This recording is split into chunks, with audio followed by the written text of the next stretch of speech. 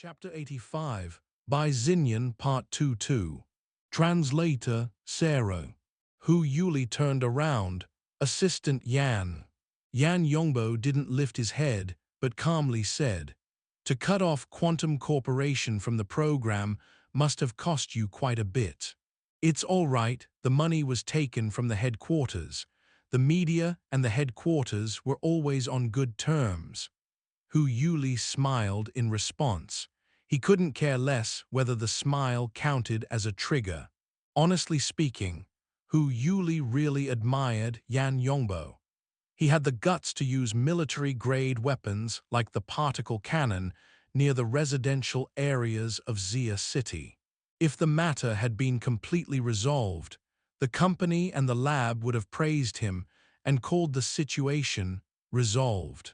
However, in reality, Jack had died, the test subject was lost, the number of deep blue walkers had decreased by 2, and the mission fell through completely. This so-called resolve was now branded as arrogance. Out of all the problems, the direct casualties caused by the operation was only the tip of the iceberg. The government and the military already had their hands full from the human-faced spider incident. As such, the shot fired on the dawn of October 1st caused the already chaotic situation to become even worse. From politicians to military officers to businessmen, everyone wanted to take advantage of the situation. On the third day after the incident, clips and images of the appearance of deep blue walkers in Xia City had leaked onto the internet, despite the corporation's attempt to keep it under wraps. As the quantity of the news and the number of sightings increased, it exploded. Although there was no particle cannons nor darksider species, the deep blue walkers themselves were already a prominent symbol for danger. In addition, there had been frequent earthquakes in the past 2 weeks. Adding 2 and 2 together, along with a sprinkle of imagination, resulted in all sorts of strange rumors starting to circulate. Some of the rumors left even the most knowledgeable insiders speechless. The impact of this news continued to brew within the week. The Star-Associated Press, which was notorious for being quick to catch a scoop, even produced a specialized program just a week after the incident. Although this was not unprecedented, it was still very rare. Despite the meddling within from the Quantum Corporation's competitors, one could not deny the huge impact the incident had on the community. At present, the situation was already totally out of control. Earth's greatest decision-making organization, the Planetary United Development Organization Committee, Star Alliance, expressed their disappointment towards the Xia City government and its military management. Control of military-grade combat weapons, such as charged particle cannons, was inadequate. Monitoring of highly destructive teams like Deep Blue Walkers was inadequate. Management after the incident was inadequate. The Xia City government and the military were metaphorically slapped several times. Under fury driven from embarrassment, they directly pulled out from all the deals regarding the human-faced arachnid with the Quantum Corporation. All sorts of investigation teams rushed in towards Quantum Corporation. The Darksider species incident was forgotten because the headquarters of the corporation failed to provide sufficient endorsement. In the 10 years that Yuli had lived in Xia City, he had never encountered such chaotic situation. It seemed like armed forces could come in at any time to arrest them all. Nonetheless, the headquarters maintained a calm composure. On one hand, they were totally silent regarding the pressure from the government and the military. On the other, they started to regain control of the public opinion, and even the statements of both the Xia City government and the military, thus avoiding the onslaught. No matter how you looked at it, they were treated like an abandoned son. Hu Yuli had prepared himself mentally over these past 3 days. He had made mistakes over and over. It was like dropping a jar over and over when he had already broke it. He wasn't as concerned about the jar since it was broken anyway, so he grew all the more calm and composed. But what kind of feeling would Yan Yongbo have currently? This was really worth looking into. At this moment, the sound of footsteps could be heard from the VIP passageway. Hu Yuli called him again, Assistant Yan. Yan Yongbo finally stood up, adjusted his collar and strode out the door. He walked in front by habit, effectively stealing Hu Yuli's place. Hu Yuli wasn't mad. Yan Yongbo had perfect timing. As soon as he was out of the door, he caught sight of a flight attendant escorting a tall woman through the passage. The woman wore a brown trench coat and carried a dark brown backpack across one shoulder. She was dressed in a ghost print graphic t-shirt. When this shirt was combined with her foxy figure, she looked very alluring. Below her shirt, she wore a pair of black trousers and high heels which accentuated her long legs, making her look extremely attractive. Her wavy brown hair cascaded down her back, and she donned sunglasses which covered half of her porcelain face. She smiled when she noticed the men as they exited the lounge, her lips quirking upwards to reveal her pearly whites.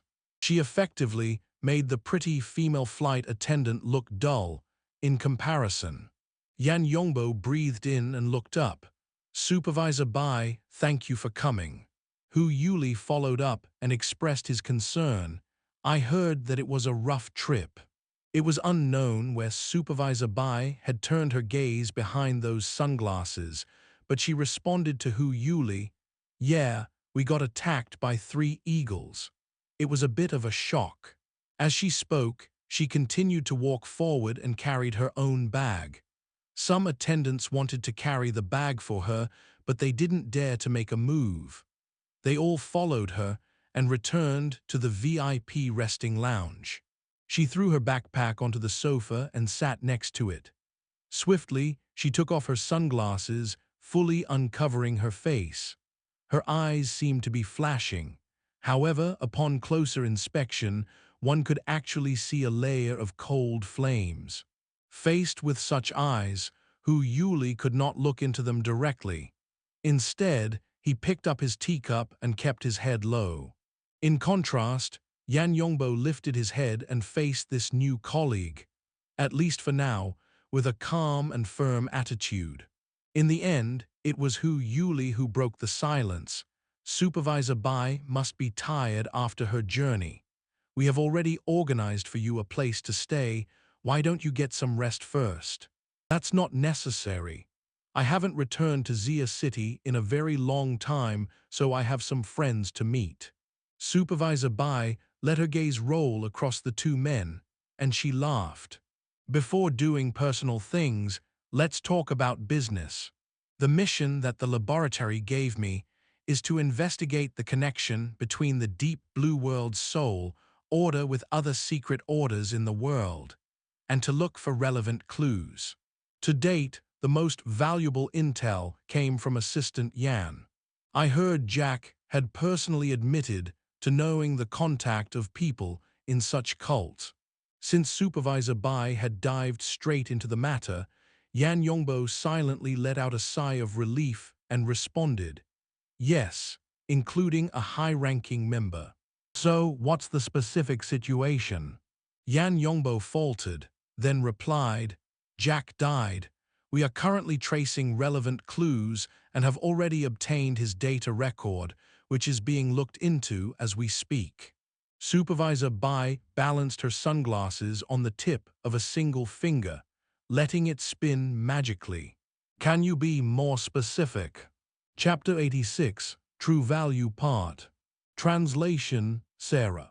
Yan Yongbo's gaze swept across Supervisor Bai's fingertips.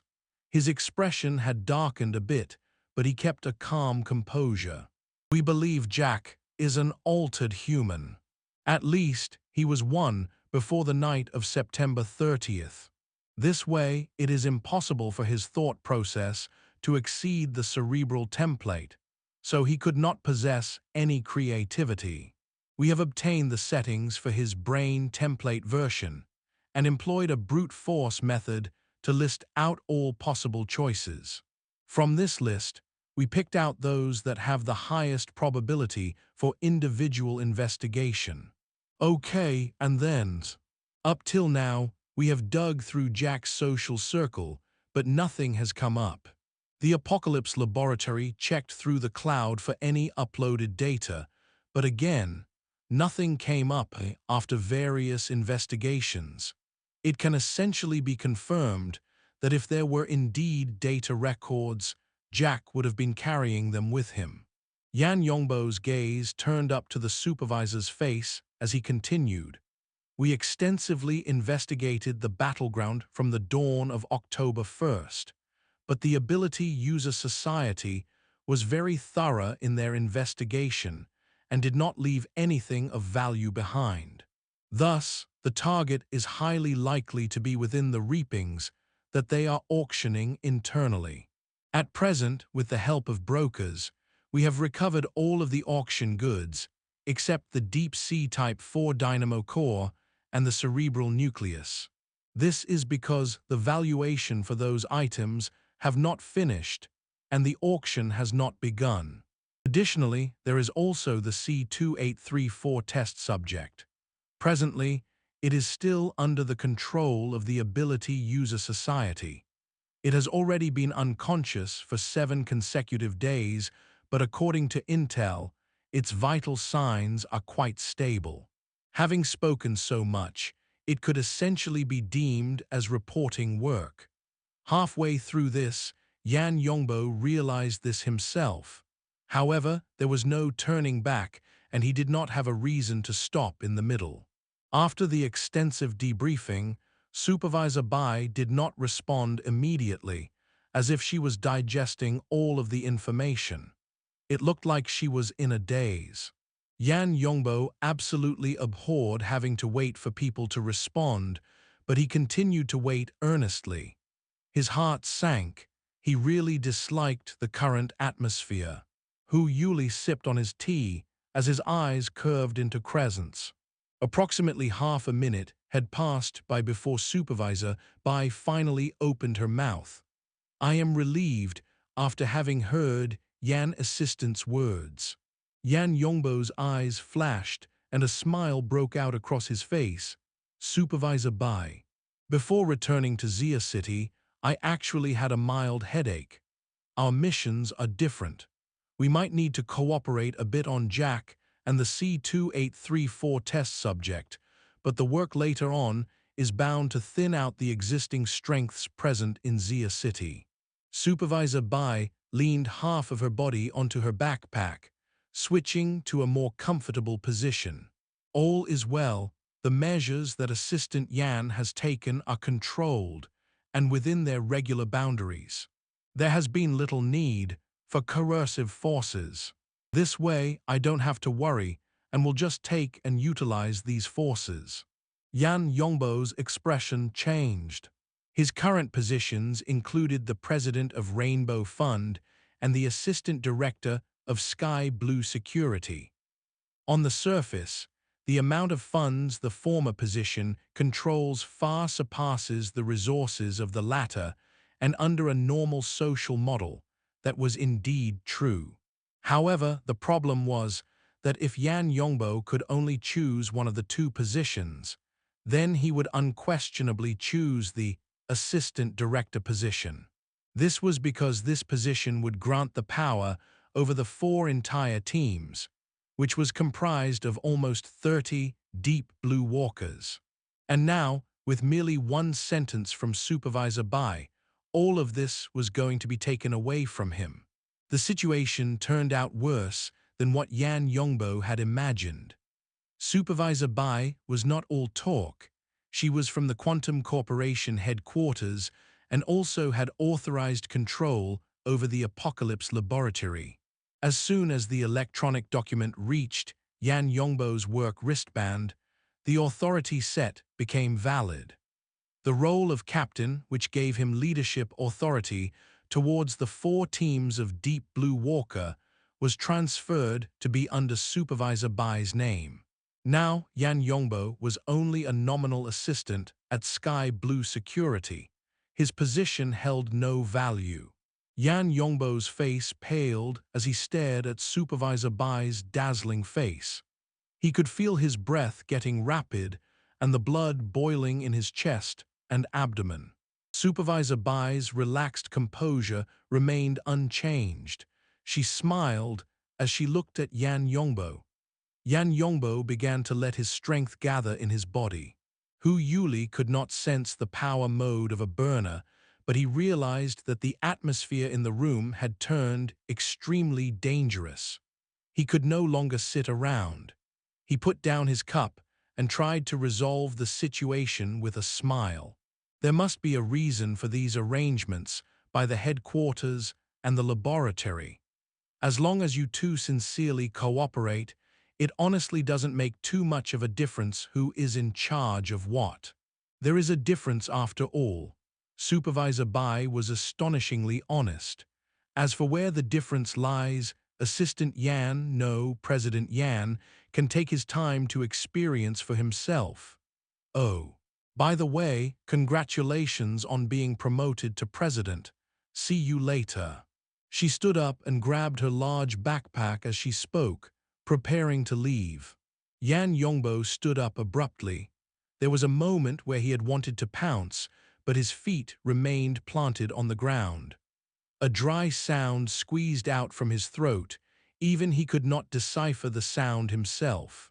However, Supervisor Bai seemed to have understood it clearly. Do you want to know the reason or the result? Why don't I tell you both? Research missions are not your job, so mistakes could be forgiven. You cannot afford even the smallest mistakes for excavation missions. However, the limited power in Xia City cannot be moved for your sake again. In summary, you could not avoid failure. As for the reason, it is simply because you're on the wrong team. She smiled and patted Yan Yongbo's cheek lightly as she walked past in front of him. She put on her sunglasses and turned to leave. Yan Yongbo stood in a daze and only snapped out of his dreamlike state when the door opened.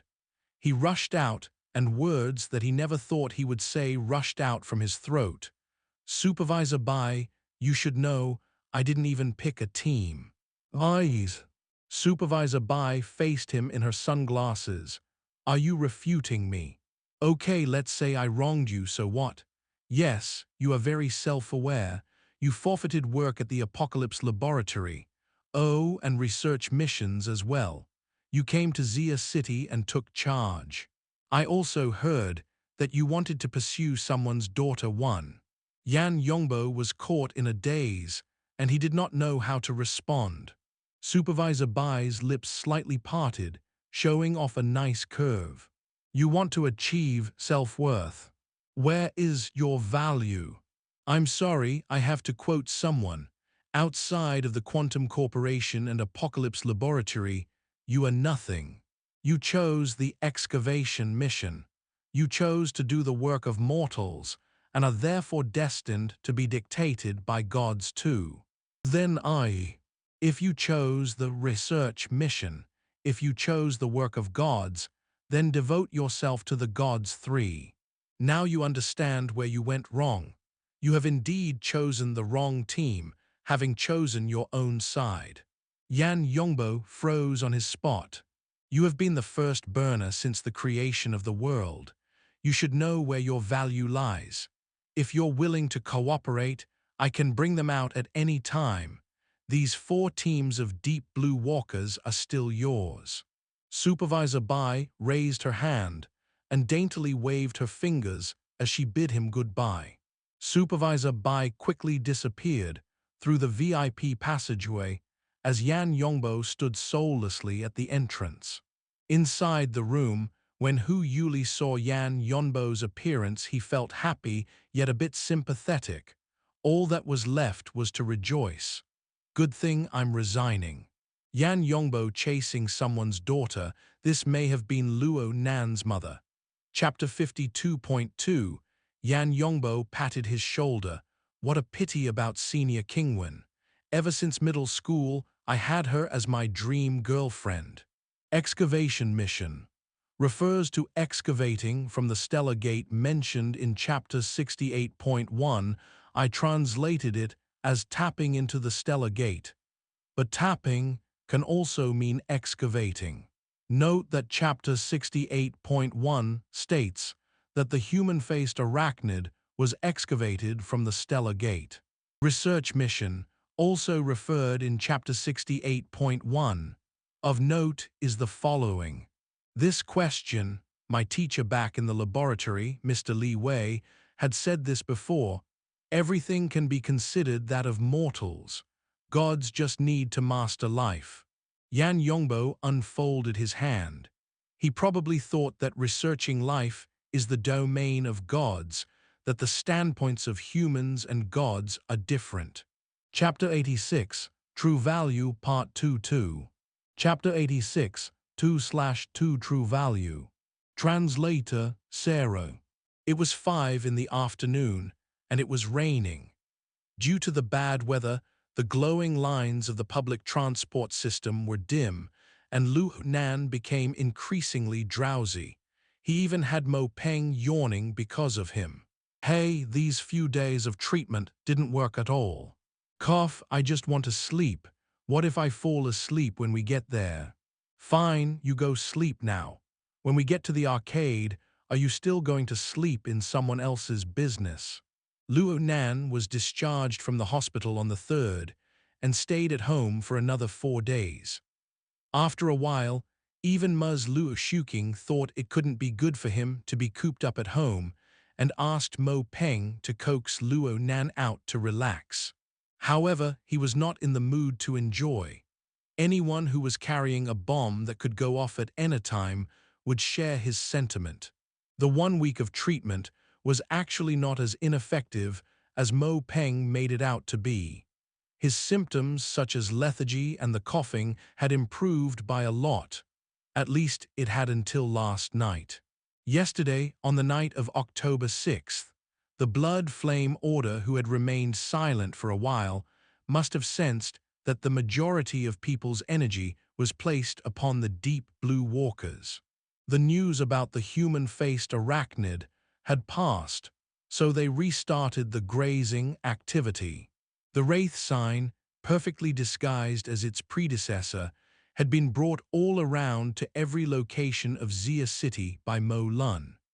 After he had come across an unfortunate Darksider life form, the wraith sign had swallowed it up like dessert, all at once. Luo Nan's fun just got a lot more intense. Just as his body and soul imbalance seemed to have gotten a bit better, due to the gain in the feedback of the wraith sign, his balance immediately came crashing. If Luo Nan hadn't gotten his soul out of his body to digest this gain, then he would have painted the health pod in blood, causing huge drama in the hospital. After that, Luo Nan loitered outside his body for most of the night. After repeated attempts, he carefully let his soul return to his body through by using the dynamo core as a buffer. However, such a repeated attempts caused his soul power to increase by a factor, increasing the pressure against his fleshly body. This rendered nearly all of the previous day's treatment useless, like popping a bubble. All his symptoms came back. He spoke 2 sentences to Mo Peng and started coughing again. Mo Peng could not do anything. In a bit, they'd have to go to the game lounge to feast, and he found it meaningless to play games on the sliding stage. He didn't know what to do. Under the immense boredom, he would idly look at a hot program that was currently playing on the projector of the public transport system. It was the special news piece by the Star Associated Press on the deep blue walkers. A quick-witted host, a stiff expert, and a sleek expert on video editing of a great production, all of these factors made up a quadrilateral with ever-changing focuses. It was honestly quite captivating. Mo Peng was captivated by the edited video of a deep blue walker. At that moment, the program entered a corner where the audience got to interact with the experts. The host excluded ridiculous topics such as whether Xia City underground had mutants and whether deep blue walkers represent war. Instead, he chose a question that was relatively basic and professional. There is a saying that deep blue walkers are neither a type of equipment nor a specific person. You'd need to combine a burner with a special tailor-made deep blue armor to be considered a real deep blue walker. Is this true? No. The stiff expert was an authoritative figure in the relative field, and his professional knowledge was impeccable. He immediately replied, "Strictly speaking, deep blue walkers are considered a type of systematic concept. They are built on the basis of the systems theory and archetype nerve formatting theory. They require the human nervous system as a core to distribute their resources in order to achieve the best result. The first applied research conducted regarding said theory was the quantum company's Deep Blue project. As for walker, it is a term for a prototype machine. There are two meanings of the term. The first is a pedestrian that walks on the roads, and the second is a Buddhist term, which means an ascetic that hadn't shaved his head. This is to say, it is just the beginning, and there is a lot of follow-up work to do in regards to research on this topic. In terms of the material, burners are worthy cause. They are confined to the natural conditions of the body and require the assistance of a specialized exoskeleton. So burners and their armors have a dominant and auxiliary relationship, not one that is equal in my opinion, regarding the archetype formats theory. The relationship between man and machine should be like the dominant and auxiliary relationship of the core. The auxiliary equipment should support the lower limits of the deep blue walkers, and humans should determine the upper limits of the deep blue walker with their autonomy. The host began to regret letting the stiff expert open his mouth. He wondered how many viewers became tired and yawned or changed channels altogether. Mo Peng was one of the viewers that yawned. However, he turned his head and found Luo Nan staring at the screen without even turning his eyes. Right, the archetype formatting theory the stiff expert was promoting was something that Luo Nan absolutely detested. Mo Peng was seriously concerned that Luo Nan would get sick again from anger and quickly placated. This dude's such a show-off, as if he's the only one that understands. He has a point. Luo Nan was referring to the later part about the autonomy of humans. It coincided with his situation these past few days, only his situation was more complicated. However, a fact that could be predicted was if he could get his body to endure a greater amount of pressure, then the lower limit of his ability would correspondingly increase as well. The problem was, how would he do it? It would be impossible to catch up with the tempo if he were to increase the strength of his body step by step. Then, how about the alteration of the human body? As he was pondering this, Mo Peng pushed him along. "Let's go, we're here." The low-altitude bus stopped in the busiest area of Xia City. Regardless of what time it was, there were always a lot of people. Luo Nan didn't like this feeling, as it felt too constrained. Walking on the sidewalk, he was surrounded by towering buildings. It felt like they could collapse at any time. Ahaha, Frost River reality, here I come again. Mo Peng suddenly got excited. Luo Nan lifted his head and saw that not far ahead, there was a beautiful hologram advertisement board that displayed the words Frost River Reality, and was currently showing a passionate battle scene. Wilderness battle, lava battle, deep sea battle, space battle. Each of these realistic battle scenes captured the attention of passers-by. Virtual reality holds an immense attraction towards almost every young person.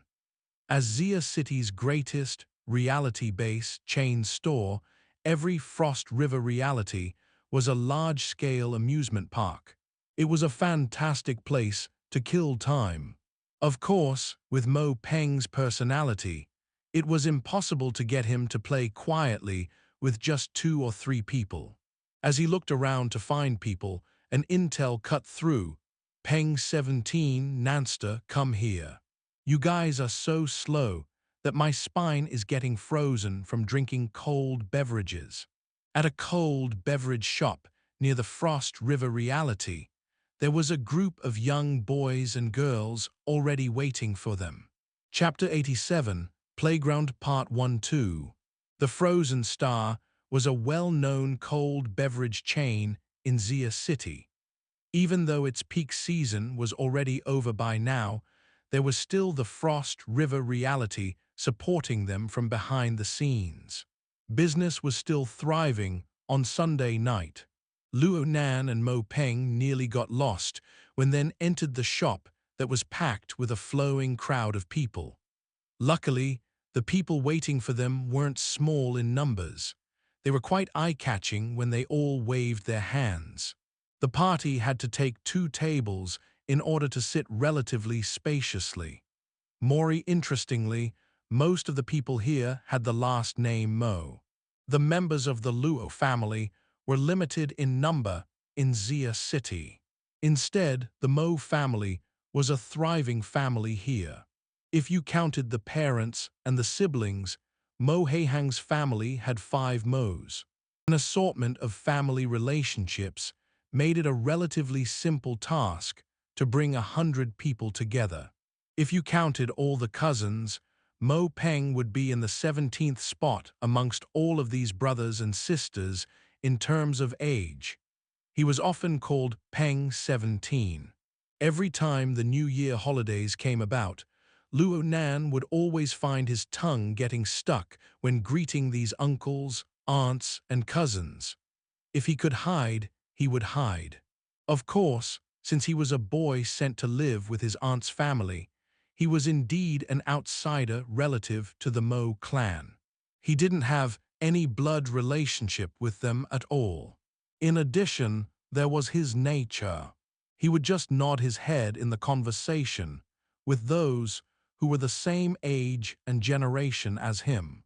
He only came to these gatherings once in a while, usually when Mo Ye and Mo Peng dragged him along.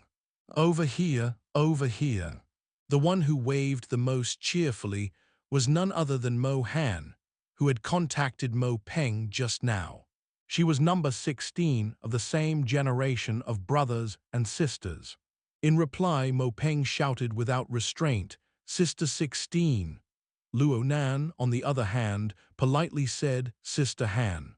Previously, he would follow Mo Peng and call her Sister Pomegranate, but it was fine to not call her that in the end. Chinese letter pomegranate is pronounced exactly the same in Chinese as Chinese letter 16. Other than Mo Yan, with her super long legs, the youths of the Mo family weren't that at all. This was probably due to their genetics. For example, Mo Han was shorter than Luo Nan by half a head despite being clearly 2 years older than him. She was a lively young woman that was about to go to university. Additionally, she looked to be quite innocent with her smiling and beaming appearance. She looked like the type that could play with anyone. Luo Nan followed Mo Peng the whole way over. Mo Cheng was the oldest of the brothers and sisters of the Mo family that came along. He was ranked 7th. He was already a 3rd-year university student this year, but he was just like Mo Peng. They were both veteran gamers who holed up at home. His major was game design as well. He was certainly the one to take the lead when it came to any similar activity. Mo Peng always served as his assistant. He started the head count: brother 7, brother 9, sister 13, sister Pomegranate. Whoa, hey, there's also Nanster, brother Lu, brother Jiang, brother Jia. That should be everyone. Lu, Jiang, and Jia were all members of Mo Cheng's gaming clan. Mo Peng was familiar with them since they had played games together. Mo Cheng waved his hand.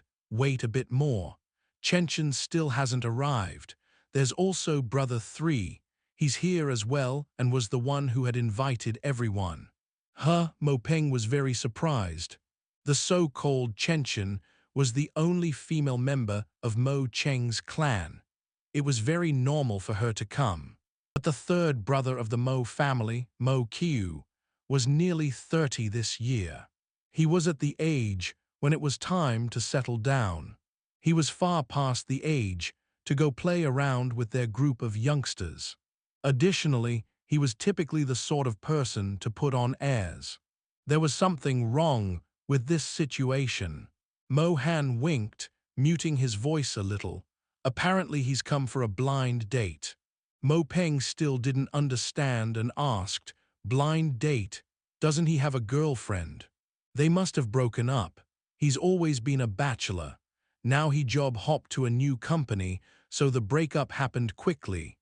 This time, it seems like they're acquainted through Sister Chen, who's part of the university section of Acumen College. Acumen College, what a coincidence. Mo Peng glanced at Luo Nan. Must be a teacher. Ridiculous, she's a student. Oh dang, the old ox is eating tender grass. Mo Han wrinkled his nose. I heard she's a beauty, the secretary of Acumen College's student council. She graduates this year. Hey, Lil Nanster, you should show off your usefulness now. Is there such a person in your school? Luo Nan just laughed.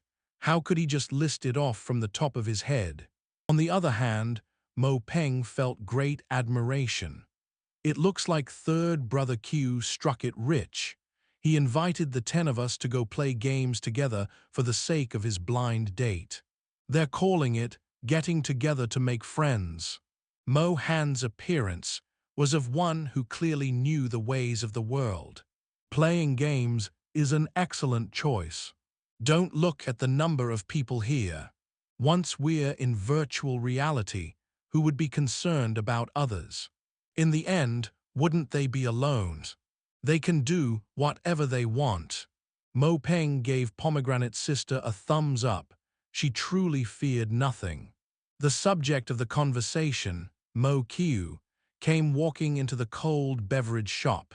He was dressed casually and had a medium height. He had maintained his figure quite well, and he looked like he was full of energy. The feeling of matureness that came from being a member of society, along with a bit of superiority, was perhaps truly destructive to the young ladies who had yet to graduate. Mo Qiu scowled a bit due to the clamor of the cold beverage shop. This wasn't his ideal get-together point, and neither was Frost River reality. Anyways, since he was here already, he might as well go with the flow. He greeted the group of brothers and sisters with an easygoing attitude. He looked to be quite confident. After getting seated, he asked Mo Cheng, Mo 7, she hasn't arrived yet. Chen Xiaolin just went to pick up her sister from the campus to come over and kill some boredom. She'll probably be a bit late. How many people are coming? Right now there's 4 of them, 3 girls and 1 boy. Chen Xiaolin is coming with her sister, who's your get-together target. The last one is probably her sister's boyfriend. Look, they're here. As soon as Mo Cheng uttered these words, everyone in their party turned their gazes simultaneously. Which one is the blind date target? The one to the left or right of Sister Chen? It has to be the one on the left. No matter how you look at her, her height fits in very well with Brother 3's taste. The right one should be Sister Chen's sister. She should be nearly 1.7 meters tall and has just entered high school. Brother 3 wouldn't be that desperate. Mo Peng chuckled. High school is good, she can get together with me. Mohan reached out his hand and slapped the top of his head. A short girl is cute, a short man. Halfway through his words, he suddenly felt unfriendly gazes from his surroundings. He stuck out his tongue and didn't speak any further. Chen Xiaolin's group of people had already drawn near, and they were whispering amongst themselves. With Mo Qiu leading the way, the people here greeted them one after another. But as Luo Nan stood up, he was stupefied when he saw the lean figure of the little sister next to Sister Chen. She didn't realize that Luo Nan was within the crowd of people at first glance. Instead, she just followed after her sister and greeted everyone. But in the end, she saw him. The two people locked gazes. Luo Nan had already done some mental preparations, but the girl's face went completely blank. She went mute instantly. By now, Sister Chen was in front of him and was already introducing her quite clearly. This is my sister, Chen Xiaolin, secretary of Acumen College's Mutual Assistance Gathering. That's right, she was none other than Xue Lei's girlfriend. Because of the fright from the incident on Friday at the Limestone Water Village pub, she had been admitted to the hospital for treatment. She was Chen Xiaolin. Luo Nan never imagined that he would meet her again under such a situation. It looked like Chen Xiaolin's impression of him had not been alleviated at all from her 10 days of medical treatment. Now this was quite awkward. Chapter 87, Playground Part 2-2. Since Luo Nan didn't really play that much with these people, Chen Xiaolin, who was none other than the person Mo Cheng was addressing as Chen, wasn't that familiar with Luo Nan. She paused when she suddenly saw this unfamiliar face during the introductions. Luckily, this moment of awkwardness in broad daylight was able to conceal Chen Xiaolin's unnatural behavior. Mo Qiu's ample experience with society allowed him to save the show again this time. What do you think? Our fifth uncle's family's Nanster has changed since going to Acumen College, right? People really do grow at Acumen College. Xiaolin, you didn't give me this much pressure the last time we met. Mo Qiu's self-mockery and sarcasm were very appropriate and beneficial. It alleviated the awkwardness, and everyone laughed. However, some parts of it were a bit off, and it was here where Mohan slyly mocked. It should be that the school curses people. They all just came from the hospital after all. Chen Xiaolin was a character that could match the guise in this male-dominated gaming clan in every manner. She was not just for show. She immediately patted Luo Nan on the shoulder and said, "So it's Nanster all along. I didn't even recognize you just now. It seems like we haven't played together that much. You must have just enrolled into the school. Chen Xiaolin is a grade higher than you. Let her look after you in the future. If she bullies you, just let me know." If this was a normal situation, this matter would have been over with such words from Mo Qiu and Chen Xiaolin. However, there was a problem. Luo Nan wasn't the type of person who was really good at improvising. As for Chen Xiaolin, she might have been quick-witted normally, but she wasn't mentally stable right now, and thus her reactions were extremely terrible. She didn't take in or even notice her sister's words. In the end, she spoke with a low voice. "Junior Luo, long time no see." As the person who knew her sister the best, Chen Xiaolin's abnormal response instantly drew Chen Xiaolin's attention. Actually, there was quite the big difference between Chen Xiaolin's current behavior and her previous behavior. Oh dang, there's cheating going on. Mo Han and Mo Peng had ducked to the side to whisper amongst themselves, but from Luo Nan's perspective, their volume was like being shouted at next to his ear. Luo Nan gave them a fierce glare. Chen Xiaolin didn't hear the whispers between the two, but even if she did, she would have to pretend she didn't. She asked with a bit of curiosity, "What's this? You two know each other? Acumen College is that small. We just met last week. Sister Chen has also helped me out before." What else could Luo Nan say? He could only deal with this now before anything else happened. Yet at this time, someone else spoke up and joined the conversation.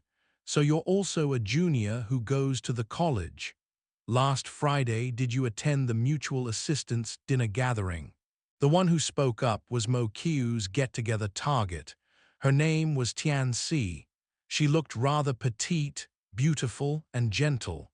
Her laughter was very appealing. No wonder Mo Qiu was really putting effort into pursuing her. "Yes, hello, Sister Tian." Luo Nan remembered that he seemed to have met her before. She was an officer of the Student Council or the Mutual Assistance Gathering. It was just that President Chen Huaying had been far too eye-catching at the time. Luo Nan's impression of the others that followed him was very shallow. If there hadn't been a match in information from past and present, he certainly would have forgotten all about her. Tian Si laughed quite happily. "The influence of Acumen College has suddenly expanded greatly. Junior Nan, Tian Kai, and me, we make up nearly 1/3 of the people here." Tian Kai was one of the people in Chen Xiaolin's party, and he was the only male. Additionally, he was Tian Si's cousin. Tian Kai was tall, skinny, and refined. One could tell that he was quite interested in Chen Xiaolin. He had glared at Luo Nan the moment Chen Xiaolin's behavior changed. His suspicions brought with them a hint of warning. However, he still laughed towards Luo Nan when Tian Si mentioned him. He reached out to shake hands with Luo Nan and said, "Junior." Tian Kai wasn't lacking in poise at the very least. Luo Nan inexplicably felt that things were a bit ridiculous. He could clearly feel that the flow of conversation amongst this four-person group of Acumen College revolved unconsciously around a certain person. Their conversation was also constantly being subjected to that person's influence. Xue Lei, an emotional issue. He got a headache just thinking of it. Luo Nan easily wouldn't get involved in areas he didn't understand completely. However, he was very much involved in the misfortune that had happened between Xue Lei and Chen Xiaolin. However, he also felt that he didn't really do anything wrong. At the Limestone Water Village pub back then, the human-faced arachnid already had its eyes on Xue Lei. It even controlled Black Wolf of the Ability User Society for both an internal and external pincer attack. Clearly, it wanted to enjoy Xue Lei as a meal. If Luo Nan hadn't figured it out at the time, the results would have been too horrible to contemplate. But from another perspective, if Luo Nan hadn't given the emotionally out-of-control Chen Xiaolin a hypnotic suggestion during the fight between Xue Lei and the Black Wolf, then Chen Xiaolin probably wouldn't have ended up with such an intense mental impression after. In the end, he had to bear some of the blame. Regardless, no matter how many undertones there were between the four-people group of Acumen College, none of those were tonight's subject of activity. Frost River reality and making friends were the goals. Everyone mutually understood this, and under Mo Qiu's suggestion, they left their seats and went deeper into the cold beverage shop. Eventually, they entered majestically into the reception hall of Frost River reality. This was undoubtedly the intersection point between the virtual world and the real world. Even though the world had yet to touch upon the most core of reality technology, there were still interactive AR virtual images all throughout the Great Hall. Iron-blooded, cool and handsome, cute. Various AR images were jumbled together, looking like a chaotic mess. But the quantity of interaction between countless virtual images was very much worth watching. At least the girls were very moe. When a sudden loud noise clamored, Luo Nan quietly lagged behind to the back of the group. He muttered to himself for a bit, before finally deciding to give Xue Lei a call. The call went through very quickly. "Hey Lista, where are you?" "I'm helping out at the gym." Xue Lei's voice was as loud as usual. "You're coming to school tomorrow for class, right? Want to meet at Blue Bay? We can do an early morning run together." Xue Lei had also called and asked how he was doing when Luo Nan was hospitalized. He originally wanted to visit Luo Nan, but he didn't due to a conflict between the patient visiting hours and his class schedule. He wasn't as free as Zai Junping. "My aunt probably won't be okay with it." Luo Nan opened his mouth wordlessly, but in the end, he still spoke out with the subject. "Lista, let me ask, are you and Sister Chen?" Luo Nan understood far too well the implications, for Xue Lei had suddenly gone silent. With Xue Lei's personality, he wasn't one to hide things. He was extremely down when he opened his mouth and said, "She's determined not to see me. She won't even pick up the phone. The doctors said that it's best to maintain some distance with her, to avoid triggering her." Am I such a monster? Luo Nan felt that things were problematic after hearing this. He hesitated for a moment before saying, "I'm at Frost River Reality and I saw her. There are a few friends playing together with her.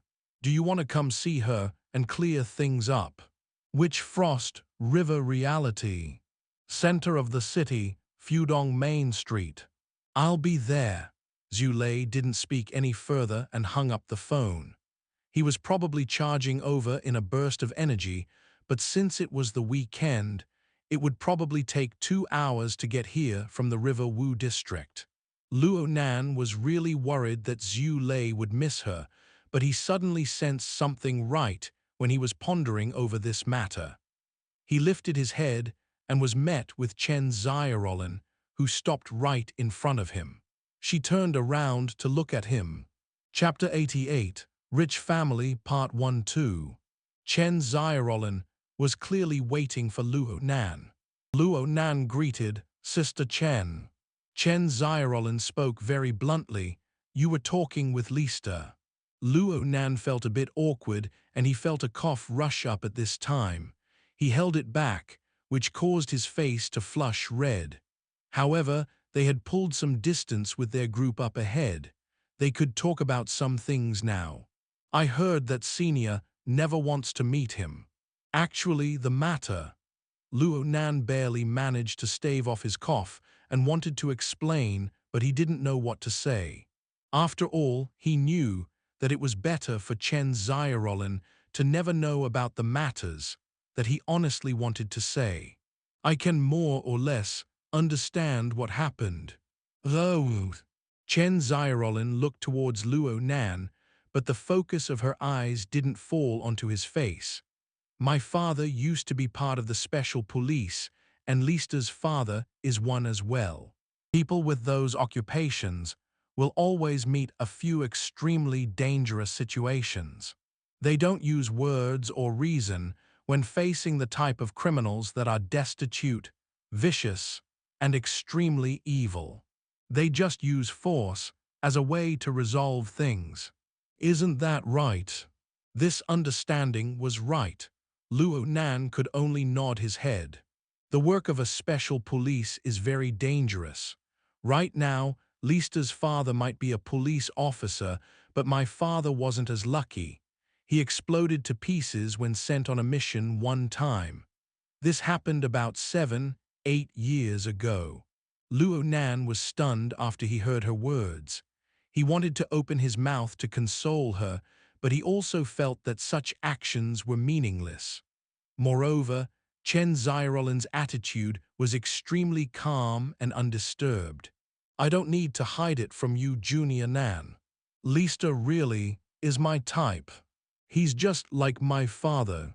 He's resolute, strong, straightforward, and impressive. But after thinking about it, perhaps he will end up like my father. He will struggle up and down through all sorts of dangers, and he will enjoy it and never become tired of it. I cannot handle this." Chen Xiaolin shook her head amidst Luo Nan's silence. Then she suddenly laughed, and more realistically speaking, "I cannot understand the logic of you two." Luo Nan whispered, "Senior sister, you're saying." Chen Xiaolin watched him closely. "Why did you two appear like you thought everything was normal and expected during that kind of situation? Didn't you feel a hint of shock, of panic? It seems like your surroundings were full of these sorts of situations. Do you realize it now? Your expressions at that time sent a chill down my heart." Chen Xiaolin took a deep breath once she spoke to this point. She finished off her words in the end. "Perhaps you two and I are not people of the same world. I can't understand you, I don't want to understand you, and more so, I don't want anything to do with you." Luo Nan was once again silent. He did not speak up for a long time. Finally, he said, "I can pretty much understand your meaning, senior sister, but there's something I completely don't understand about this matter. I hope that the two of you will at least get it out in the open like now. I think Lister, with his personality, absolutely isn't the type to be a stalker. Isn't that right?" At the same time, Luo Nan could see that Chen Xiaolin was an extremely rational person. She was unlikely to change her mind once she had clarified her intentions. Luo Nan held a pessimistic attitude towards the results of Xue Lei coming over. Despite this, he couldn't act as Xue Lei's substitute for this sort of thing. Chen Xiaolin was indeed fair and reasonable. She nodded lightly. "All right, let him come. We can spell this out. Then I'll thank senior sister." Luo Nan nodded, while he secretly let out a breath of relief in his heart. This sort of thing was in a realm that was impossible for him to understand. To forcefully engage in this matter made him sweat hotly. The gap between the two and their group grew larger and larger at this time. Many of them turned around to look, especially Tian Kai. Tian Kai constantly tossed his gaze over. He had a rather gloomy appearance. Luo Nan could understand the knot in Chen Xiaolin's heart, but some things weren't that easy to accept. He thought for a bit and couldn't refrain from asking, "That person?" Chen Xiaolin laughed as she unexpectedly flexed her biceps. "He's not my type." It was clear that Chen Xiaolin's mental state had stabilized quite a bit after she talked about the matter. She could already joke around. This was naturally very good for her, but for Xue Lei, the outcome could only head in a more negative direction. Luo Nan sighed again in his heart as they quickened their pace to catch up with their group. Currently, the majority of the group was curious about what went on. Most of them were focused on the central point of this get-together, Mo Qiu and Tian Si. However, Tian Si was focused on Tian Kai. Tian Kai was focused on Chen Xiaolin. Under the continuity of such a focus chain, Luo Nan and Chen Xiaolin had unwittingly become the targets of everyone's gazes. Although Luo Nan and Chen Xiaolin were open between themselves, the other felt that they weren't open enough. It was hard for Tian Kai to speak certain words, so Tian Si spoke with a subtle smile. "Junior Nan, what have you and our Xiaolin been chatting about? Could it be that last week's matters haven't been settled? Is it about the societies?" "Oh, that's right." Mo Peng was late to catch on. I remember last Wednesday our sister said that you wanted to test into the Mystic Arts Research Society. Did you pass? Luo Nan was speechless. Mo Peng, you've played games till you became stupid. It's already been over 10 days. How slow can you be? You're still holding onto ancient history. Before he could respond, Tian Si laughed in astonishment. Tian Si even said, "The Mystic Arts Research Society. Tian Kai is in the Mystic Arts Research Society." Luo Nan found this a bit surprising. Tian Kai finally had the chance to speak up. He felt that things were a bit funny and very strange. "I'm helping out with interviewing the newcomers, but I never saw you." Luo Nan, this name is familiar though. He stared at Luo Nan carefully, sizing him up and down for quite a while before suddenly losing control of his voice. "That's right. You're the one who didn't come to the interview. You didn't come last Thursday. Someone even tried calling you, but they were unable to contact you at all. The school system says that you cut class for the whole day.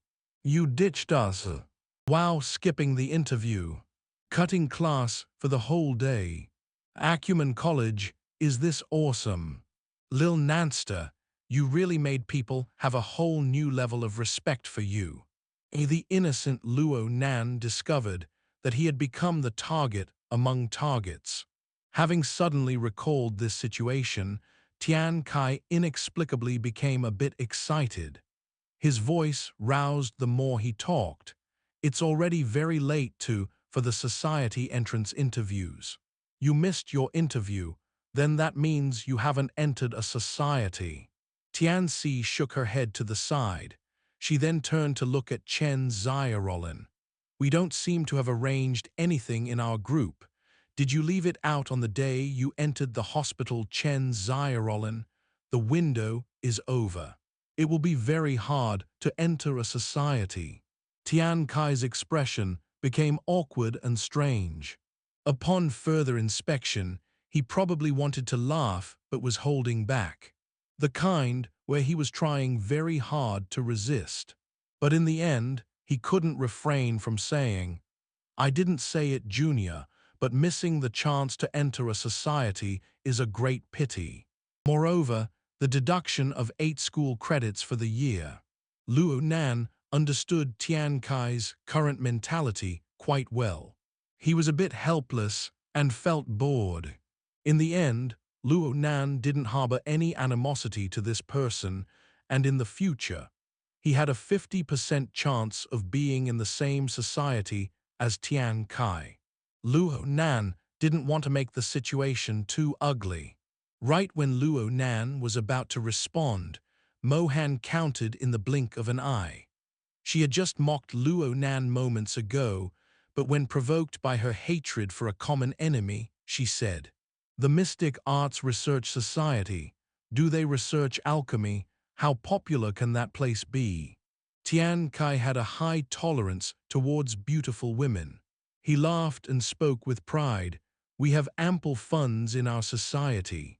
Various projects are underway, and the primary focus is on the interference between the mental and the material, religious rituals, magical spells, Eastern mysticism, and so on. Among this, the society touches upon a lot of frontier subjects like microparticles, elements of the human body, psychology, and systems theory." Mohan sneered, mystifying, overcomplicating things. "Little sister, this isn't trickery." Suddenly an arm hooked onto Mohan's shoulder to hug her, pressing half of this young girl's body into an embrace. Saliva and the odor of alcohol sprayed across her face, and the sound of a chuckling laughter rang out. Such an unexpected event scared Mohan to the point of shrieking. Chapter 88, Rich Family Part 2-2.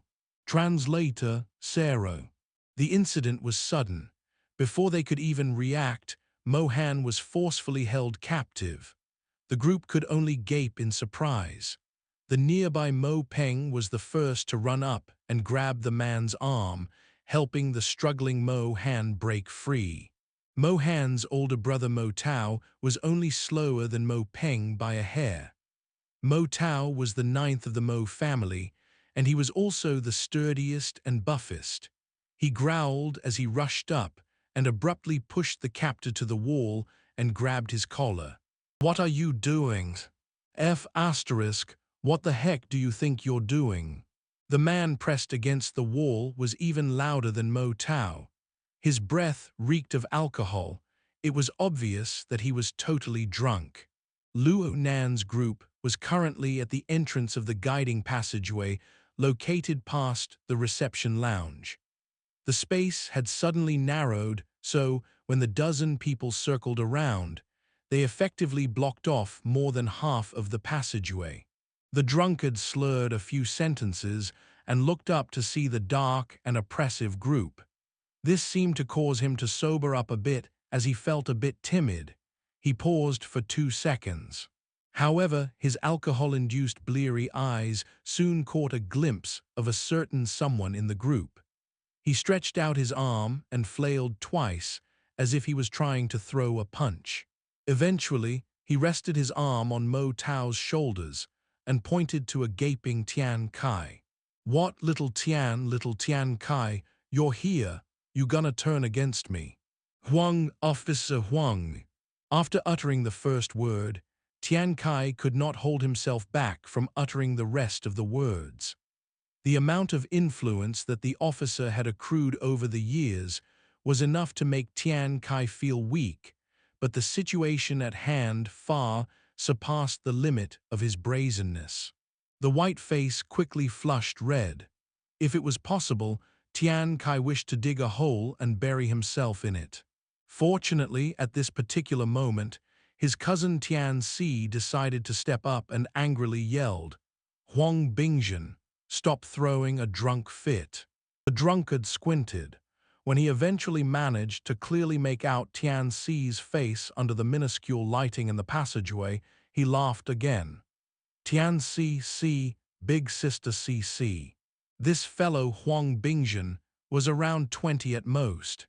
His fully intoxicated expression fully revealed his usual sense of unbridled recklessness. "Big sister Si, I haven't seen you in a long time. What brings you here?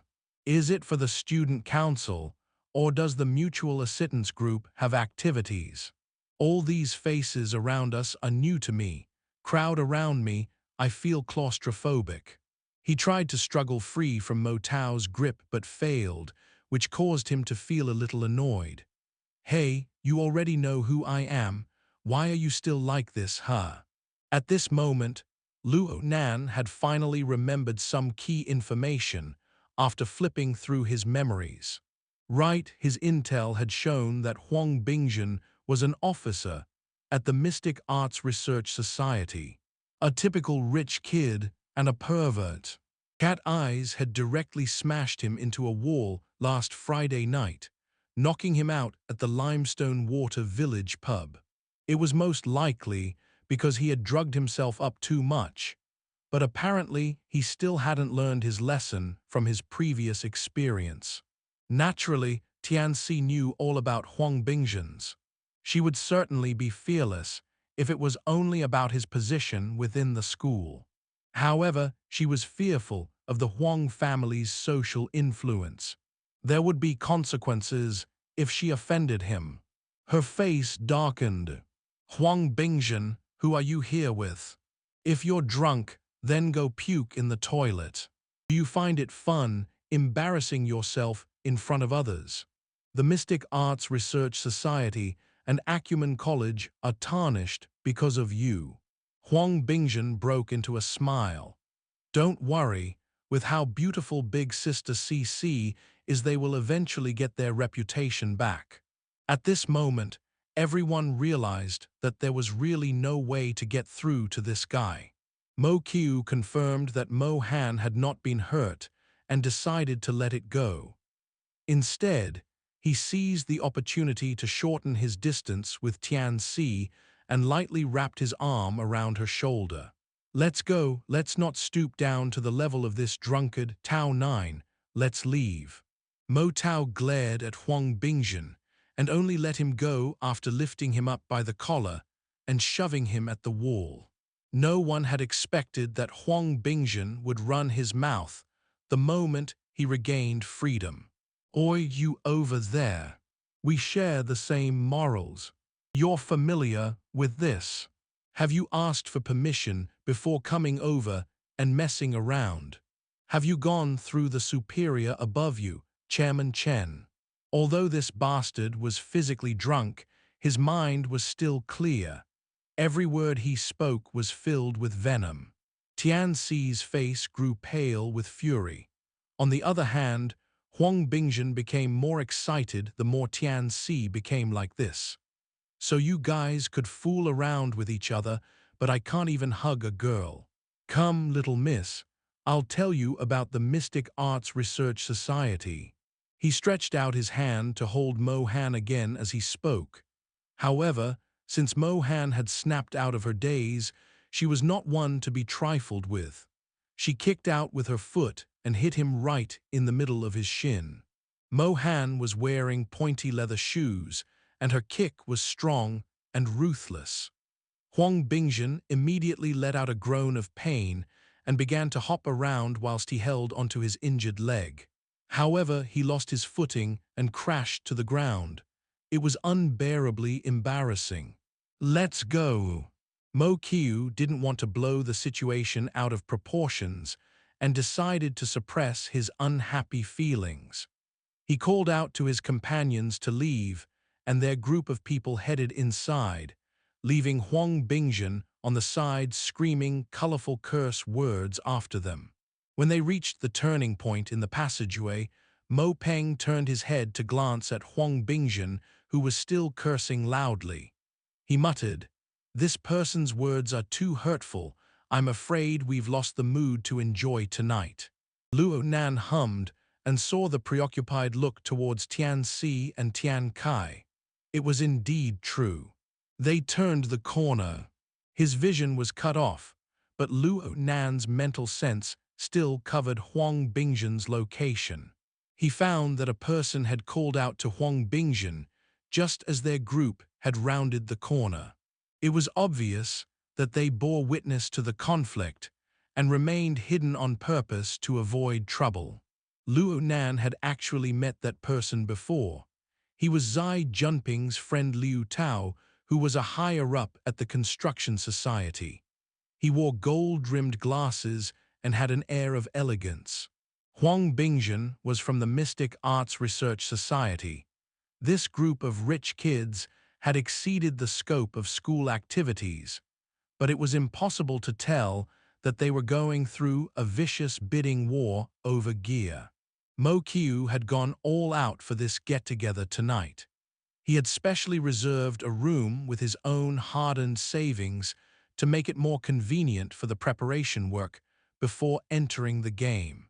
After the group entered the room, they stood in the scanning area under the instructions of the artificial intelligence. Specified machines were used to examine their physical attributes, such as body shape, in order to develop digital models, matching peripherals, and so on. This was all for the sake of achieving the greatest degree of realism. In fact, the vast majority of people already had an account in the Frost River reality. They would only need the machine to scan and match them with their previous existing data, which should only take a short amount of time. However, there was an exception in everything. Luo Nan just could not get scanned through. Mo Peng grew impatient. "What's wrong, Nanster? I've taken you to play here before." Being a gaming geek, Mo Cheng was extremely knowledgeable in this field. He shook his head and said, "Little Na came here last year, right? He must have grown half a head since then. As he has grown and doesn't play that often, the system needs to redo calibrations."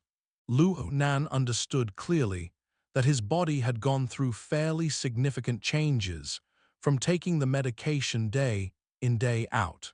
Although there was no stimulation from the medication now, he was afraid that the stimulation from his soul's strength would result in even greater changes in the future. He laughed. It's really nothing. I did say earlier that I wasn't going to play haptic games. Why not? Mohan found it very strange.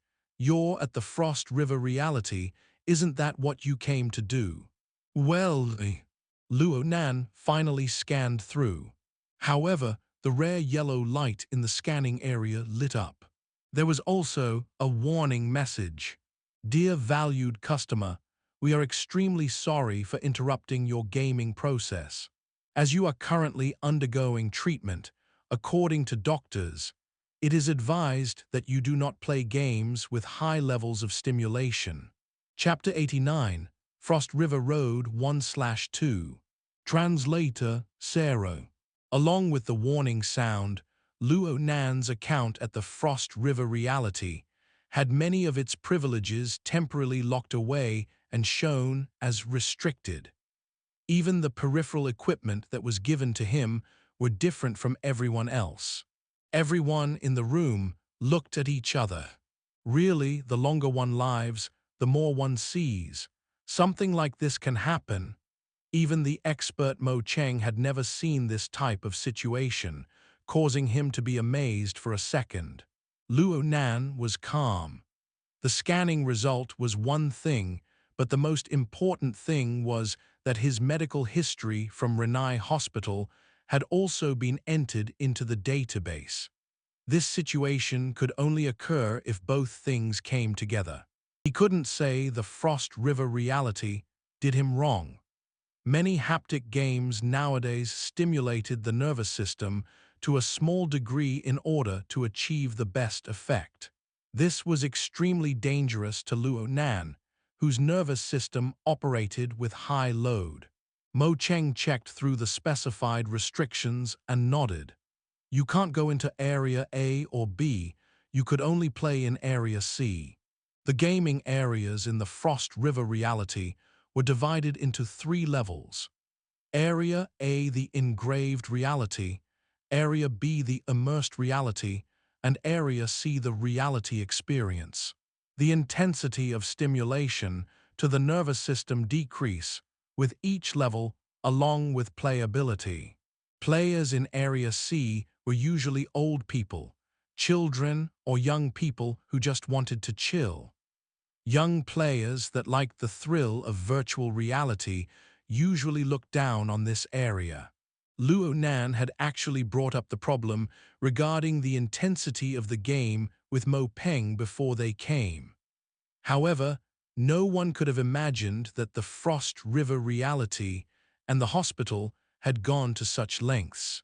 Mo Peng responded loyally. How about this? I'll go with Nanster to Area C to help him practice his wilderness skills. You guys go to where you want to go. Luo Nan exited the scanning area and shook his head whilst wearing his combat-style peripherals. You don't need to come with me. You can go play with Brother Seven and the others. Mo Peng was an avid player. Since he was finally able to come here, he must really want to play in Area A. This was because that area was the most stimulating and the place where he could get the best reality experience. Mo Peng hesitated, and Tian Si laughed while raising her hand. I'm not good at games and can't do things that are too stimulating. I'll just stay at Area C. Since she opened up the option, Mo Qiu also laughed. I'll also stay in Area C. Everyone else can go play where they want to, just stay safe. Cheng 7, don't go too crazy and watch out for everyone. No problem, Mo Peng replied, but it was hard to tell how much of the words stuck. Chen Xiaolin was not actually very interested, but was dragged to Area B by Mo Han and 13th Sister Mo Rui. Tian Kai also looked preoccupied. However, this natural third wheel must be dealt with in haste. He was immediately dragged to Area A by Mo Tao and Mo Peng, and like this, everyone was assigned into their groups and left. Nanster, where do you want to play? Mo Qiu asked for Luo Nan's opinion in a caring way. The problem was that he was closer to Tian Si. It seemed like he really felt something towards Tian Si. His harsh words to Huang Bingzhen before hadn't created much impact. Luo Nan did not want to be a third wheel and gave a random excuse. Third brother, you don't need to care for me. I'll go to the 10 days in the wilderness to do some basic practice and train my body. By yourself. Nah, even in Area A, Mo Peng can turn on the guidance mode. I'll call him when I get there. As Luo Nan spoke, he received a call coming from his wristband. It was an unknown number. As he wanted to widen the distance from the two main get-together targets, he raised his hand in signal and turned away. Hello. Hello, Mr. Luo. I am Bai Xinyan. Luo Nan was stupefied for a moment before coming to his senses. Bai Xinyan, wasn't she the prized student of Dr. Clay that Octopus Brother had spoken of? The one that came to Xia City especially to help him with preliminary treatment as well as gather data. She was also the daughter of Mr. Bai. Luo Nan quickly extended his greetings. Hello, Miss Bai. Bai Xinyan's voice was deep and gentle. It was extremely pleasant to the ears. Mr. Luo, the body checks will commence tomorrow night, but I just retrieved your information from Renai Hospital and the Society. I saw the results from the auto test, results from last night, that there seems to be signs of relapse. How are you feeling right now? Luo Nan silently admired her stoic attitude. In the end, he couldn't tell her that it was the Wraith sign's fault, so he just vaguely replied, It's true, I don't feel too well, it feels as if the pressure has increased. Perhaps the power of your soul has grown again. Between the before and after of an ability user's awakening, there are bound to be periods of intense growth. However, this is not good news for your current state. Bai Xinyan was very direct and very honest. But Luo Nan was mentally prepared. Bai Xinyan continued, I require newer data in order to continue to the next step in your treatment. I ask for your cooperation, Mr. Luo. Do I need to go back to the hospital? No need. I noticed that around 5 minutes ago the frozen star system had retrieved your detail from Renai Hospital. The frozen star system, that is the main system that the Frost River reality employs. It is located in the supercomputer the Black Dome, which is the medium for a few experimental projects by the Star Alliance, the military, and the Ability User Society. You're at the Frost River reality, right? Center of the city, Fudong Main Street. He was caught. Luo Nan was a bit embarrassed and could only try to explain himself. I'm in Area C, and all my privileges have been locked. No, Mr. Luo. You cannot remain in Area C, I need you to go to Area A now. In the tournament space in Area A of the Frost River reality, there is a classic tournament event called the Frost River Waterway. You must have heard of it before. The Frost River reality was named after it. Yes, I know. Luo Nan not only knew about it, but he had actually experienced it. Mo Peng and Luo Nan had called Mo Han's sister Pomegranate there and gotten a rough beating. He was simply beaten to a sorry state. Even thinking about it now made him feel fearful. The Frost River Waterway is actually a project to test the human limits that was initiated by our lab. It is equipped with data harvesting devices, which can be used as a detection instrument to re-amend the relevant data. Then, just as Luo Nan was going to ask, his wristband vibrated. He received a notification in his inbox which contained a digital key and its instructions. Bai Xinyan's deep, pleasant voice lingered in his ear. This is a temporary privilege to the Frost River Waterway, and through this, you can enter into Area A. After that, you just need to follow the requests of the system. Join and try to endure until the end of the game. That's it. Yes, I will arrive approximately 2 hours later to retrieve the data. In the meantime, if Mr. Luo is up for it, you can do it a few times to let the system collect more comprehensive data. Luo Nan was surprised. Miss Bai, you have already arrived in Xia City. I arrived not too long ago. Bai Xinyan didn't speak much more. I look forward to our meeting, and I hope you enjoy playing. The call ended, and Luo Nan stared at his bracelet. He felt that something was off, but he couldn't quite seem to put a finger on it. Wait, the Frozen River Waterway. Doing it a few more times. In an instant, Luo Nan felt like his spine was going to be frozen. Chapter 89, Frost River Road 2/2. Translator, Sero.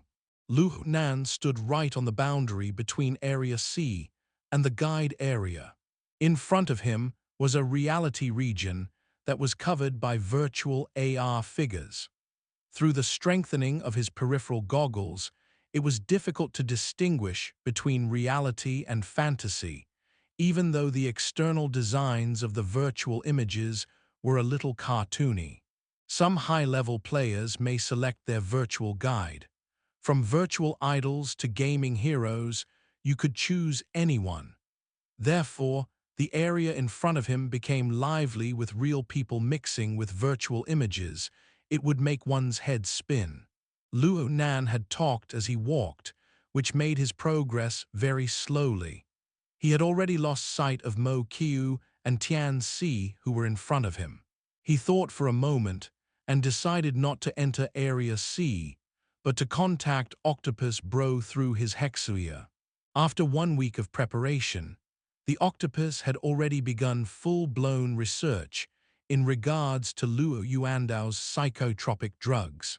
He was very ambitious, and he integrated Luo Nan's practical results and conducted comparative research with many groups of drugs. It seemed like he really became an A-armed octopus, working with high intensity for days on end. Even his sleep schedule was messed up. When Luo Nan contacted him, he was taking a hardened nap in the laboratory. He was still a bit groggy when he picked up. However, after listening to what Luo Nan had to say, he immediately shot wide awake. White Salt, Bai Yan returned to the country and contacted you. She wanted you to go to the Frost River Waterway. White Salt is pronounced as Bai Yan in Chinese. Bai Xinyan's nickname slipped out from Octopus's mouth as he washed his face, hoping to fully wake up his brain. He pondered for a while and said, I know of that Frost River reality project. The government, the military, the society, as well as many financial groups and companies all participated in it. President Huaying is also the technical advisor for the project. Actually, it has been ported to our Psychic Wave Network platform. Of course, it's still not suitable for you.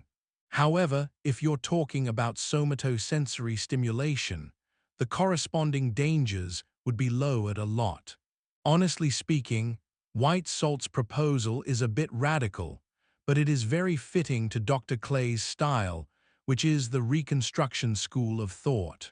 Their school of thought relies on super top-notch neurogeneration technology, and they are extremely willing to test the endurance limits of the human body for every medical case.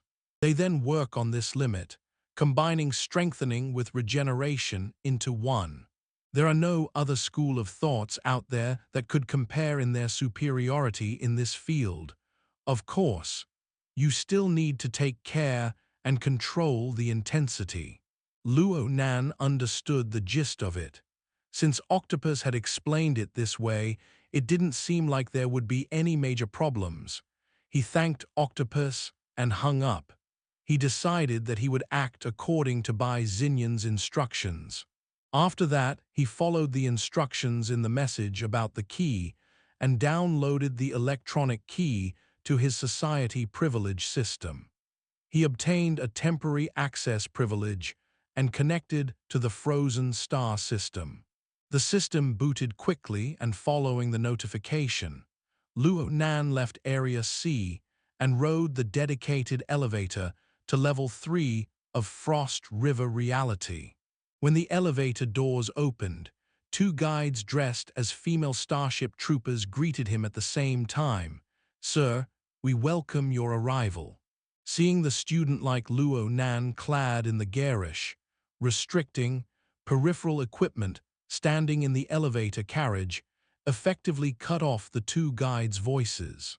Luo Nan was sure that the two guides were played by real people and were not virtual images. He nodded in acknowledgement as he exited the elevator. Unlike the lively, noisy situation in the lower level, it was very quiet when he entered the third floor. The dim black light, combined with the fine specks of light from above, created a mini-starry environment. It seemed like you could even hear the sound of breathing. Luo Nan also felt that his arrival created a problem for the two guides, but he couldn't just explain to them that he came here for a body checkup. He could only feign ignorance and politely ask them for relevant information as per the system notification. "I need to go to the Frost River number 3. How do I get there?" The two guides, one with long hair and the other with short hair, were both beautiful and cute. They exchanged quite a few looks before the guide with short hair answered. "Sir, the Frost River number 3 is in an independent area. May we verify your access privilege?" "Oh, sure." Just as Luo Nan began to raise his hand, the other guide with the long hair had already started the scanning device to emit light with a hand gesture. As the device scanned across Luo Nan's peripheral battle equipment, a dim yellow warning light lit up. Luo Nan immediately received the system boot notification. "Dear valued customer, you have inadvertently entered an unauthorized area. Please follow the instructions of a guide nearby and depart as soon as possible in order to prevent creating an accident." The two guides looked at each other and broke out professional sweet smiles at the same time as they turned to face Luo Nan. "Sir, as you have seen how things are, I ask for your cooperation." "Wait, this isn't it." Luo Nan figured it was most likely because the access privilege in his wristband had not connected with the one from the Frost River Reality peripheral. As he was about to explain, the elevator doors behind him opened again, and a man stumbled out from within. Another drunkard. Was Frost River Reality really an amusement center or a bar restaurant? However, the newcomer appeared to be a regular customer. When both guides saw him, they bowed and greeted him at the same time. "Mr. Hu." The drunk guy walked towards them. He looked fairly young. He casually slung his arm across the short-haired guide's shoulder, whilst the latter hurriedly stretched out a hand to steady him and broke out with a sweet smile. "Mr. Hu, what arrangements do you need?" Although he was still quite clear-headed, Mr. Hu slurred his words. "Get me a room and prepare an environment that would get me to sleep quickly so that I can sleep for a while." "Oh right, C7 would do ... frickin'. Those people can really drink." "As you wish, Mr. Hu." The short-haired guide walked inside whilst supporting the man and signaled for her colleague to finish dealing with Luo Nan's problem as soon as possible. Mr. Hu walked for 2 steps in a crab-like manner and stopped for a bit. He edged closer to Luo Nan and squinted whilst analyzing Luo Nan's face. At this moment, he stood in a daze and suddenly stretched out his hand, attempting to grab the goggles on Luo Nan's face. Luo Nan stepped back to dodge his grab and furrowed his brows. "Mr. Hu, student." The two guides opened their mouths at the same time, but they didn't know what to say. It appeared that neither of them knew how to deal with this type of messy situation. Mr. Hu tried to reach out again, but at this very moment, the sound of a door opening rang out. A door had opened from a room in the corridor, and a lady donned in dark professional attire stepped out from within. Upon seeing the lady, the two guides found their support and greeted in unison, Manager Yin. The lady had also picked up on the situation and made her way towards them. As she came closer, her appearance became clearer under the dim lighting. She looked about 30 and was beautiful. She carried herself with grace, and her exquisite makeup showed off the airs of a mature woman. Her gaze swept across the faces of both Luo Nan and Mr. Hu, then she smiled and said to the latter, "The little boss came here drunk. It seems like we specialize in selling hangover soup." Mr. Hu was inexplicably slightly afraid of her. He straightened his posture and waved his hand. "Sister Le, I didn't mean it." Miss Yin turned around again to say something to Luo Nan, but was faced with a medium-sized young boy looking at her with a dazed expression. It was obvious that he was blanking out. Chapter 90, The Second Oblatum 1/2. Translator, Sarah. Kids these days. Madam Yin stifled a laugh and asked for the scanning results from the two guides. She understood the situation with a glance and made her way in front of Mr. Hu. He was throwing a drunk fit, and Madam Yin broke the two apart. She faced Luo Nan and said, "Student, this is the VIP area of the Frost River reality. According to the access privilege of your peripherals, you shouldn't be here." Wait. Mr. Hu had sobered up quite a bit, but his tongue became sluggish. When he spoke quickly, he ended up saying "wait" over and over before getting the rest of his words out. "Hey brother, you look familiar. Can you take off your glasses so I can get a look?" Although the way he spoke was rough, the meaning behind his words was surprisingly polite. Luo Nan's heart twinged, and he carefully examined Mr. Hu's face. Luo Nan found that although his facial structure was slightly swollen due to drinking too much, he actually looked kind of familiar as well. He thought for a while, then took off his goggles. The instant he did so, information from old memories resurfaced. Senior Hu. Aha, Luo Nan, Junior Nans. Mr. Hu released himself from the guide's hold and went to hug Luo Nan. Luo Nan did not attempt to dodge him since he feared that if he didn't grab Mr. Hu, he'd directly fall headfirst to the ground. Yes, Luo Nan remembered. This Mr. Hu was the student council officer who took a group of people, including the Construction Society and Yan Yongbo's lawyer, to visit Gia last week. He was Zai Junping's best friend, and Zai Junping had called him Hu Sana. His real name should be Hu Huaying. According to Zai Junping, he was a bit of an airhead but was still reliable. However, did the two of them really get along that well? On the other hand, although Hu Huaying was 70 to 80% drunk, his mind was clear. Although Luo Nan and Mr. Huo did not know each other that well, Zai Junping and Luo Nan did. Hu Huaying also worked in the Society Activities Department. This past week, he saw everything that Zai Junping did.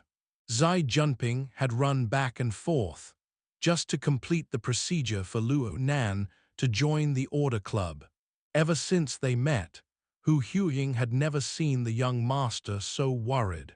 Even though he knew how Zai Junping swung, sometimes he could not help but think, was it this lad who converted young Master Zai? Whether the conversion was something else, as Zai Junping's best friend, Hu Huaying knew exactly what attitude he should portray. Enthusiasm was only the first step. The key was the next move. Junior, classes start tomorrow, don't they? Is your body well rested? Hu Huaying showed that he always cared and seized this opportunity to edge closer. If you wanted to experience the VIP area, you could have just told me beforehand. I still have a bit of shares. He had spoken in a low voice, but he then raised his voice and continued. Of course, there is also manager Yin Leian, both Junping and I call her big sister. She always takes care of us. Sister Le, this is my junior Luo Nan, he is close with Junping. Luo Nan's. Yin Le stared at Luo Nan, and the latter cast his eyes downwards, appearing shy as he mumbled Sister Le in greeting. Huaying saw that Luo Nan was being overly shy, and was afraid that he would feel embarrassed. He laughed and said, "Today turned out to be a fortunate mistake, but regardless of what happened, since he's here just let Junior and I share a room. I'm just going to sleep anyway, and I won't take up much space." Luo Nan opened his mouth but didn't make a sound. His gaze returned to Yinla's face, and he couldn't look away. Yinla forced a smile and let her gaze roll across Huaying and Luo Nan's face. "The little boss's sentiments, I still need to respect it. Sister Le, you are too kind." Huaying laughed and dragged Luo Nan to thank Yinla. Luo Nan voiced out a "thank you, Sister Le," then cast his eyes down again. At this time, Yinla let out an annoyed sigh. "Luo Nan, I'll just call you Junior Nan, okay? You yourself know very well why your privileges were restricted. You can experience the VIP room a bit, but you must take care of your body." "Yo, body not too good, huh? This, I understand." Huaying thumped his chest as if to take charge of the situation. It was hard to tell whether he was still drunk. Yinla nodded towards them. "Little boss, Junior Nan, you guys go play. There seems to be a bit of the problem with the renovations over at the Cloud City Water Village. I'll go and have a look." Huaying laughed. "Once the branch opens, then everything outside of the school will be your territory, Sister Le. This is all to make money for the bosses like yourself." Yin Le shook her head and laughed. She bid the two farewell and walked into the elevator. Luo Nan cast a quick glance towards Yinla again before the elevator doors shut, and was caught in the act. This outstandingly beautiful manager smiled at Luo Nan again and waved her hand, bidding him farewell. The two guides immediately picked a room, and led Huaying and Luo Nan towards the inner parts of the area. According to Huaying's overview, the overall structure of the area was similar to a beehive. Each division was a luxurious tournament room. Whatever they had there in the gaming area on the floor below, they would have it here as well, only more exquisite. The VIP tournament rooms were like the rooms on the lower level. Gaming areas were integrated into it. There was also a scanning area inside the room. Under the instructions of the two guides, Luo Nan re-entered the area and redid the scanning. This time around, all the access privileges had been unlocked, and a new set of peripheral equipment had been sent over as well. The two guides had undergone professional training, and immediately came forth to help Luo Nan put on his combat clothes and take care of his equipment. Ever since Luo Nan could remember, he had never had the treatment of letting another person help him put on his clothes.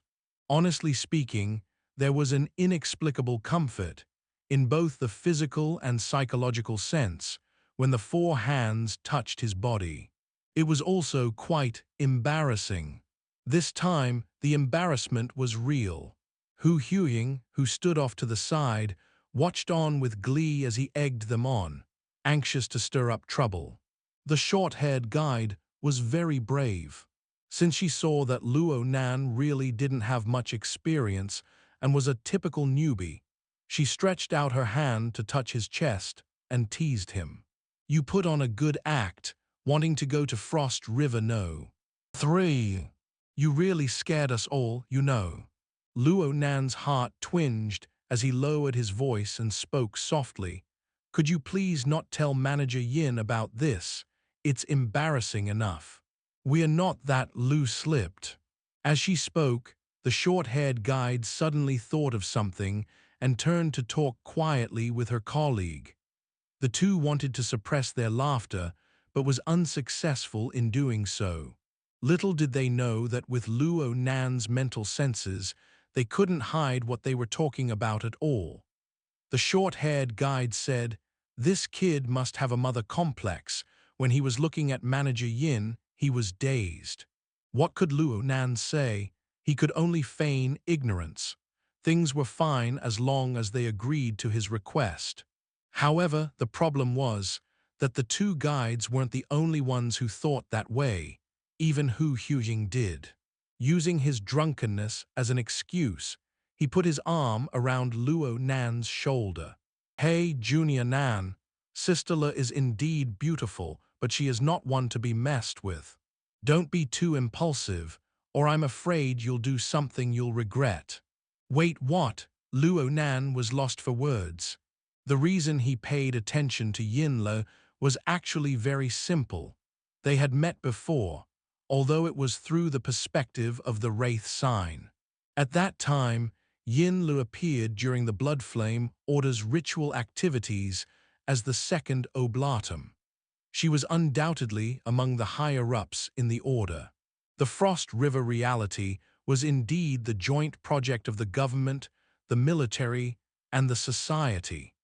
Now, even the Order wanted to be involved.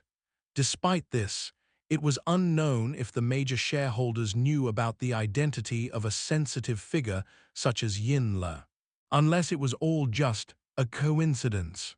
That's a wrap for this installment. Thank you all for watching and supporting Lord of the Stories. If you enjoyed this tale, please hit the like button, share it, and subscribe for more amazing stories. You can also explore other series updated daily in our playlists. Have a fantastic day and see you in the next episode.